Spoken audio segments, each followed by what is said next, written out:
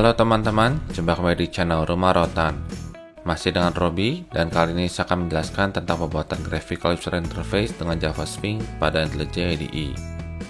Sebelum kita mulai, jangan lupa untuk subscribe agar channel ini bisa terus berkembang dan kalian bisa terus mendapatkan update terbaru dari channel ini.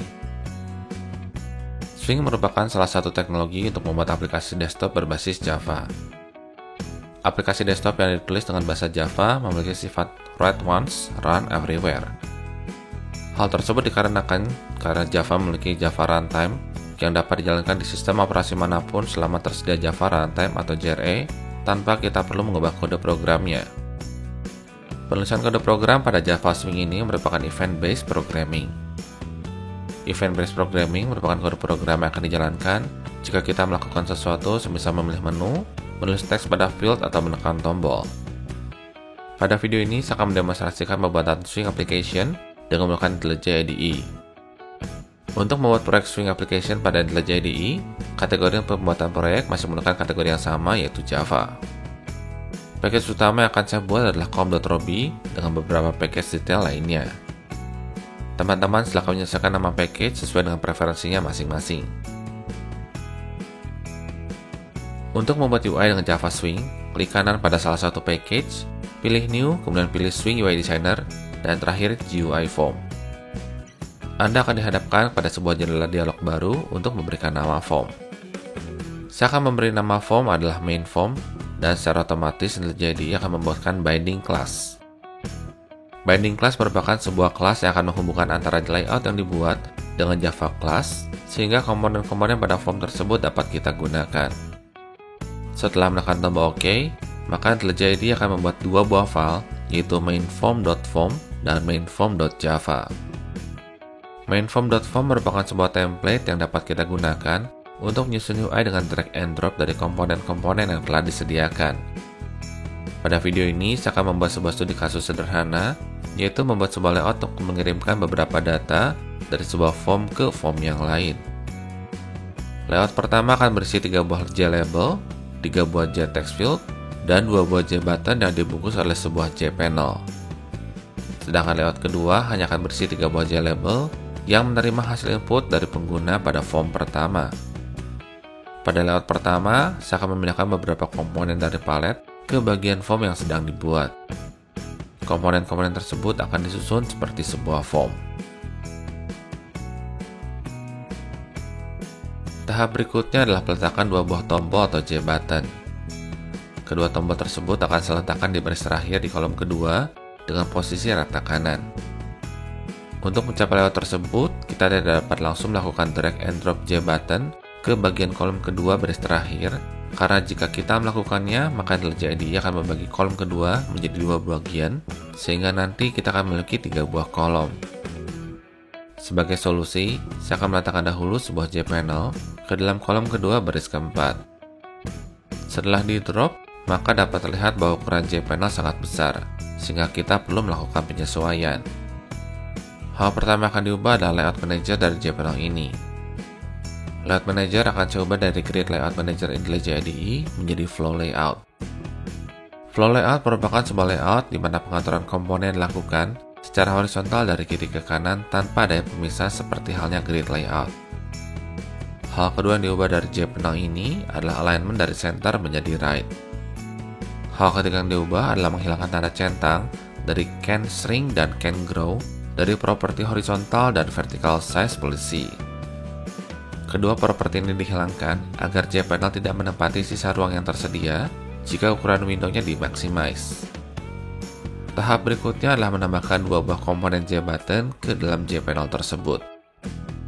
Setelah proses pembuatan form selesai, kita akan mengubah teks yang muncul pada setiap komponen. Anda dapat mengubahnya dengan mengganti value properti teks dari JLabel atau JButton. Cara lainnya adalah double klik pada komponen yang akan diganti teksnya, kemudian mengisinya dengan value yang baru.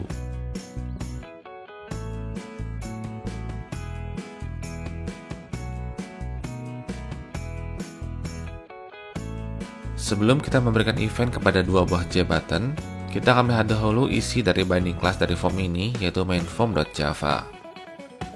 Pada mainform.java sudah terdapat beberapa instance variabel dengan nama tertentu. Kita dapat mengubah nama variabel ini pada form yang bersangkutan dengan mengubah properti field name. Sesuaikan nama variabel dengan fungsi dari field atau identifier dari komponen tersebut. Misal untuk jTextField nama depan akan diberikan txt first name, jTextField untuk nama belakang dapat kita ganti dengan txt last name dan seterusnya. Untuk JButton juga dapat kita beri nama, button open form atau yang lainnya. Pastikan Anda mengikuti Java Code Convention untuk penamaan variabel. Komponen-komponen yang perlu diberikan field name adalah komponen yang akan berinteraksi dengan Anda. JLabel pada studi kasus ini tidak akan saya berikan field name, dikarenakan JLabel tersebut hanya digunakan untuk menambahkan static text saja. Selain mengubah field name untuk jTextField dan JButton, saya juga akan memberikan field name untuk JPanel yang digunakan sebagai root komponen. Hal tersebut dikarenakan agar kita dapat membuat metode main pada mainform.java. Untuk membuat metode main pada mainform.java, saya akan menggunakan kombinasi keyboard Alt Insert, kemudian memilih form main. IntelliJ IDE akan membuat sebuah metode yaitu public static void main. Di dalam metode main ini terdapat sebuah objek dari JFrame. JFrame merupakan sebuah kelas yang merepresentasikan sebuah window atau jendela aplikasi. Seluruh aplikasi yang dibuat menggunakan Java Swing akan menggunakan JFrame agar dapat ditampilkan.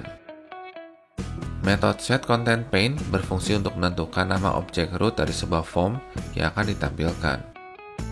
Itulah sebabnya pada tahap sebelumnya, saya memberikan field name untuk JPanel yang digunakan sebagai root.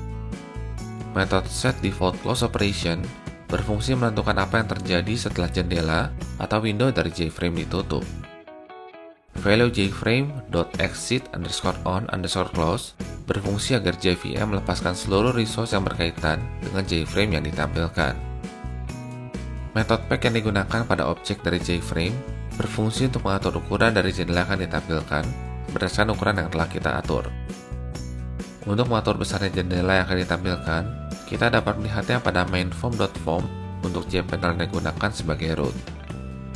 Untuk dapat melihat dan mengatur besarnya ukuran dari JPanel yang akan ditampilkan, saya akan mencentang pilihan Show Expert Properties. IntelliJ IDE akan memunculkan seluruh pilihan properties yang ada, dan carilah properti dengan nama Preferred Size. Jika Anda menginginkan tampilan yang lebih besar, Anda dapat mengubah value yang terdapat pada width dan height. Metode terakhir adalah setVisible dengan nilai parameter true.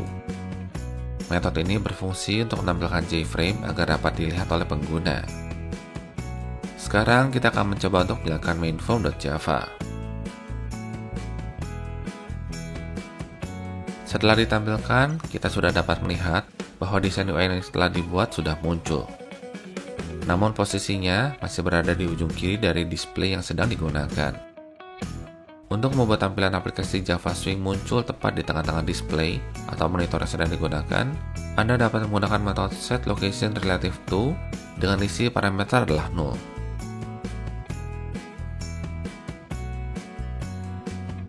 Tahap berikutnya adalah pembuatan event-based programming. Dalam Java Swing, setiap komponen dapat memiliki event-based programming. Pada studi kasus kali ini, saya akan memberikan event untuk dua buah tombol yang digunakan. Untuk membuat listener pada sebuah JButton, klik kanan pada JButton, kemudian pilih Create Listener. Fungsi ini juga dapat dicapai dengan menggunakan kombinasi keyboard Ctrl-O. Terdapat beberapa pilihan listener yang dapat digunakan. Jenis listener yang paling tepat untuk JButton adalah Action Listener. Action Listener merupakan sebuah interface yang digunakan untuk event seperti menekan tombol Enter atau mengklik sebuah tombol. Pada saat memilih Action Listener, IntelliJ IDE akan menginformasikan metode yang perlu diimplementasi. Terdapat sebuah metode yang perlu diimplementasi yaitu ActionPerform. Setelah menekan tombol OK, maka IntelliJ IDE akan membuat implementasi dari metode ActionPerform pada konstruktor mainform. Cara penulisan metode yang diimplementasi pada video ini masih menggunakan Java 7.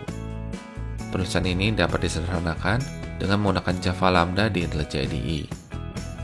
Caranya adalah menekan kombinasi keyboard Alt-Enter pada kode program New Action Listener, kemudian memilih Replace with Lambda. Tombol Open JOptionPaint akan saya gunakan untuk memunculkan JOptionPaint. JOptionP merupakan sebuah kelas pada Java Swing, di mana kelas ini dapat digunakan untuk menampilkan pesan, mengambil sebuah jenis input, atau memunculkan jendela konfirmasi.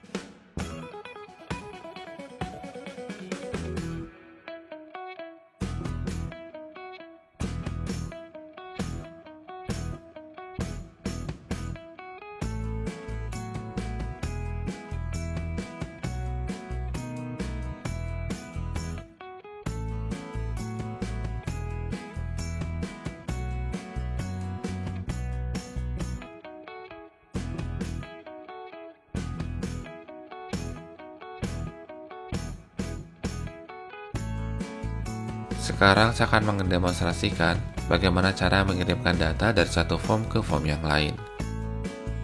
Untuk itu, saya akan membuat sebuah form yang baru bernama Target Form. Base Layout Manager untuk Target Form ini adalah Flow Layout.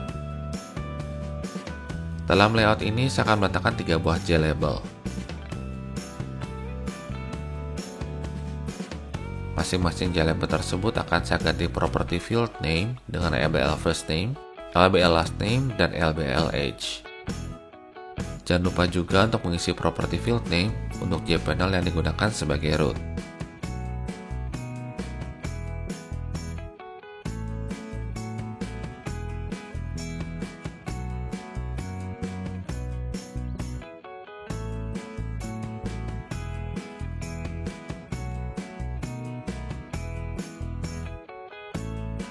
Berikutnya, saya akan membuat sebuah metode untuk menampilkan target form, namun bukan melalui metode main. Isi dari metode ini masih sama seperti metode main pada mainForm.java, dengan perbedaan title atau judul dari JFrame dan objek root jPanel yang digunakan.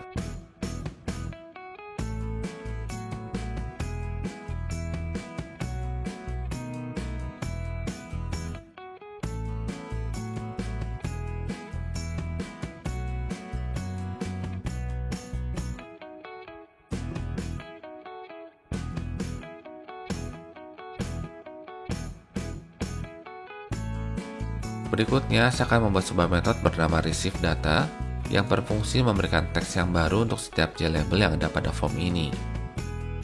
Metode ini akan memiliki 3 parameter berjenis string yang saya beri nama first name, last name, dan age. Java Swing sudah mendefinisikan metode setter dan getter untuk masing-masing komponen properti tersebut sehingga dapat kita ubah melalui kode program. Karena Java Swing sudah menyediakan setter dan getter untuk setiap komponen, kita dapat menggunakannya dengan menggunakan objek dari JLabel, kemudian memanggil metode setText, dan mengisinya sesuai dengan nilai yang dikirimkan oleh form pertama. Selain dari metode setText, masih terdapat banyak metode-metode lain untuk mengubah nilai properti dari sebuah komponen. Teman-teman dapat mencoba metode-metode tersebut semisal setFont atau setBackground. Setelah selesai dengan metode ReceiveData, saya akan menuliskan kode program untuk memanggil target form.java dan mengubah teks yang terdapat pada JLabel dengan teks yang dikirimkan dari main form. Pertama-tama, saya akan membuat konstruktor dari target form. Kemudian, saya akan memanggil metode createLayout dari objek target form tersebut, dan terakhir, saya akan memanggil metode ReceiveData. Di sini saya masih mempergunakan setter dan getter untuk properti. JTextField juga merupakan salah satu komponen yang memiliki properti teks. Kita dapat mendapatkan teks yang ditulis oleh pengguna menggunakan metode getText. Setelah seluruhnya selesai, jalankan mainform.java dan kita sudah dapat mengirimkan data antara JFrame. Sekian video pembelajaran mengenai pembuatan desktop application dengan Java Swing. Dukung terus channel ini dengan klik tombol subscribe dan jangan lupa untuk komen, like, dan share video ini.